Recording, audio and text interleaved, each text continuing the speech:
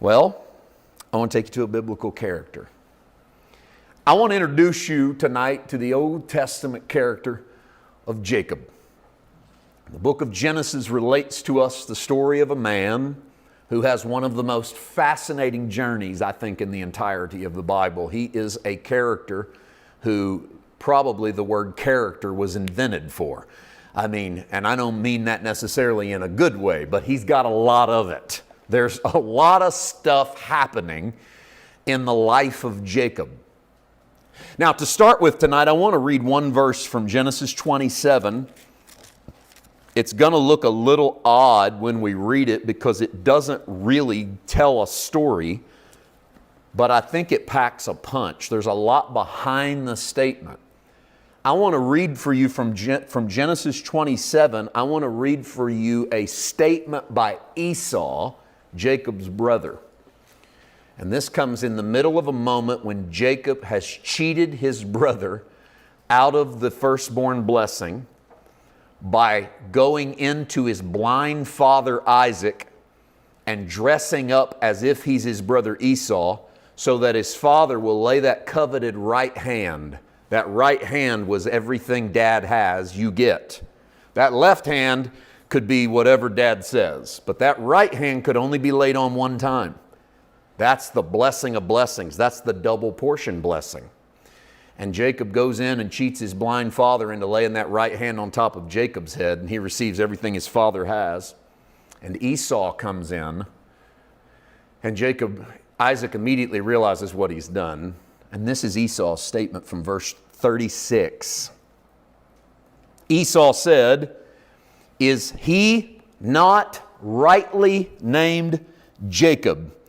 For he has supplanted me 2 times. He took away my birthright, and now look, he has taken away my blessing." And he said, "Have you not reserved a blessing for me?" I want to look at that first question in verse 36. Is he not rightly named Jacob? And I want to start there. I want to use that as a foundation question because the Hebrew names would speak to the character of the individual, and Jacob's name means deceitful or one who grabs at your heel. So Jacob is the guy, now literally named Jacob because when his brother was born, Jacob is gripping, they're twins, he's gripping the heel of Esau as he's brought out of his mother, out of the womb. Here's little Jacob grabbing hold of his brother's foot, and they pull both of the boys out of their mother, and you've got one boy just clinging to the heel of the other, and they name him heel catcher in the Hebrew. Heel catcher, Jacob. And so he carries that with him. And then the character of the individuals begin, sometimes they run with their name and sometimes they don't. But Esau's been cheated more than once, and he says to his dad, "Boy, it's a good thing you named him that, because that's exactly what he is. This guy's been tripping me up my entire life. Is he not rightly named Jacob?" What we could expound on that and say, if you read the book of Genesis, you're going to walk away and go, he's definitely rightly named Jacob. He doesn't just grab his brother's heel on the way out of mama's womb. This is a guy that gets ahead in life by ripping everyone off around him. People that he should love, he's happy to cheat in order to get ahead in life. People that he ought to respect, he's willing to steal from in order to get ahead in life. If you just look at a smattering of this man's life, he cheats his older brother out of the verbal acceptance of the firstborn blessing by having his older brother sell his birthright to him for a bowl of stew. Some of these stories, maybe we got to take them as allegorical, and we don't have time to break down all the allegory, but sometimes giving up eternal possession for temporary gratification is the absolute wrong thing to do. Esau learned that the hard way. A trick the devil tried on Jesus in the wilderness, by the way. Just do this and I'll give you this. Jesus goes, doesn't work that way if you want something worth having. Because something worth having is never gotten by one quick bow of the knee. And Esau learned it the hard way. Jesus refused it in the wilderness. You and I are given that same option. Jacob, of course, is the one that rips his brother off. He goes in, you know the story, we just told you part of it. He goes in, rips his brother off with the whole smelling like Esau and looking like Esau and feeding him the food Esau would feed him. And the deception is total. It's not just a happenstance deception. It's a total deception. I'm trying to trick Dad's nose. I'm trying to trick Dad's touch. I'm trying to trick Dad's ear. I'm trying to trick Dad's blind eyes. He's doing this to his own father. We're not talking about a guy he'll just elbow you if he has to get by you. We're talking about a guy that'll rip off his flesh and blood to get exactly what he wants in life. This is a character, if there ever was one.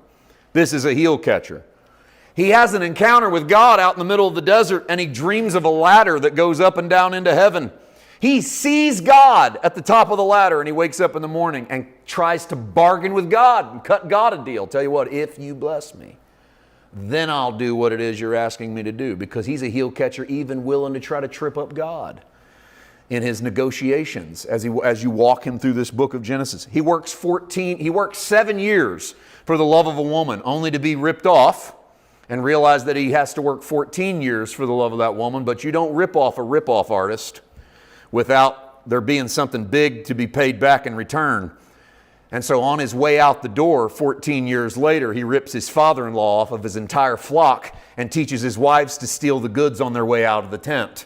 So not only does he leave with more than he got there with, he leaves with everything they had.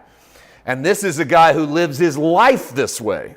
This is how he treats his family. This is how he treats his friends. Can you imagine how he treats his enemies? And then, just before the story I want to take you to, word comes to Jacob. On the other side of this hill, you haven't seen him in decades, but on the other side of this hill is your brother, and he wants to meet you. And rightfully so, Jacob begins to tremble, because the guy that he ripped off the most, the one who has the most to get him for, is on the other side of that hill. And Jacob lays down that night to have a conversation with God, and maybe we could say a conversation with himself. And what happens is Jacob lays in that desert waiting on meeting his brother Esau is right where I want to take you tonight. Because it's right at that place that we have to confront the big things about us. And when we learn to confront them, we might be able to go face whatever's on the other side of the hill. I want you to realize this. It doesn't matter what's on the other side of the hill.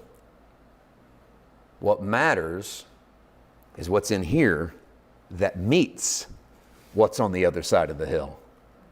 Now, we can point at everything and everyone in this world as the source of our trouble. We can point at the government, we can point at money, we can point at health, we can point at our parents, we can point at our spouse, our boss, our employer, our employee, our next door neighbor. They're just on the other side of the hill. The real battle is who's in here, because what you face is not just who you face, it's the you face. This is peace with yourself. Peace with your God, faith in Jesus. Peace with you. You better be ready, because you have something over your hill. I promise you. You just don't see him yet. You have a confrontation with someone you haven't met yet. Maybe you have a confrontation with someone you expect. Maybe you have something coming up tomorrow, next week, next month, next year that you know you have to face. Well, then you better go to war now, because what you don't face in you will show its head in whatever's on the other side of that hill. And how many of you realize that all the way from Genesis, God wanted to prepare us for this, because it's one of the very fundamental, elemental parts of living this out?